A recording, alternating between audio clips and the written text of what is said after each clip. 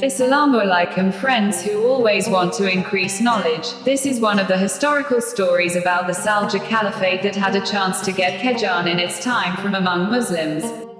Namely the Selcuk Caliphate. Started during the reign of the ruling Seljuk Dynasty, the existence of the Abbasid Caliphate can be said to be limited to mere formality, because the real control of the government was actually in the hands of the Seljuk Dynasty.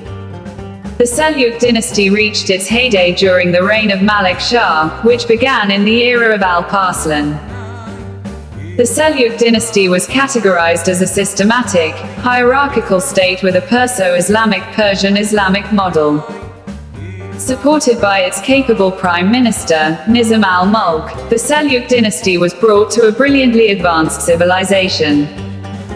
Sultan Malik Shah during his lifetime was not only popular as a ruler of an empire with a vast territory, but he was also a clever and skillful manager in organizing the cities of his country.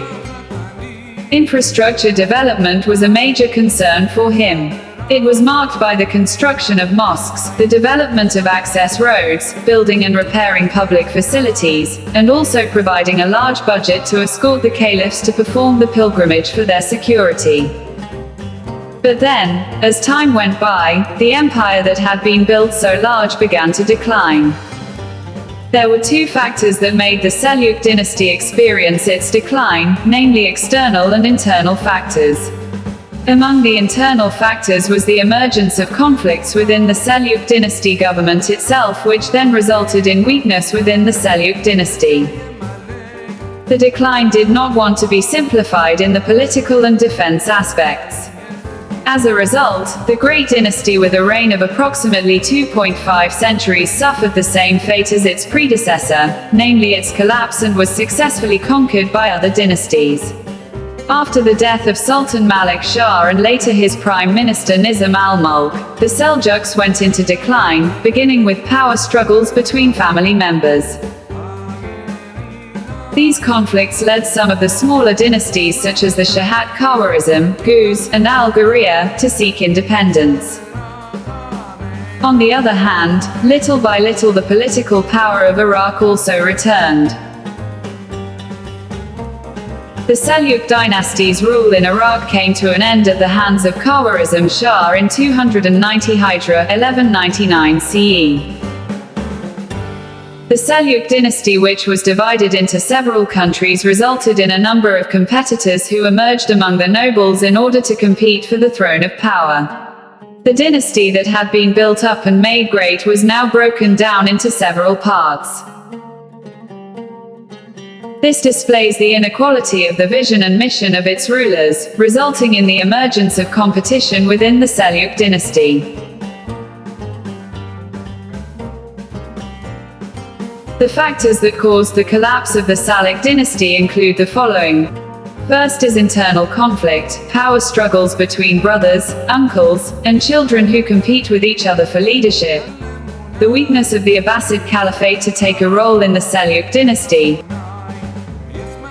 so that the Caliphate was unable to reject or direct whoever held the power of the Seljuk dynasty. The Seljuk government that was unable to unite the Sham, Egypt, and Iraq under the banner of the Seljuk dynasty. The occurrence of extraordinary events in the Seljuk dynasty that led to continuous and prolonged military clashes, conspiracy of some groups against the Seljuk Sultanate, and assassination of the sultans and their commanders.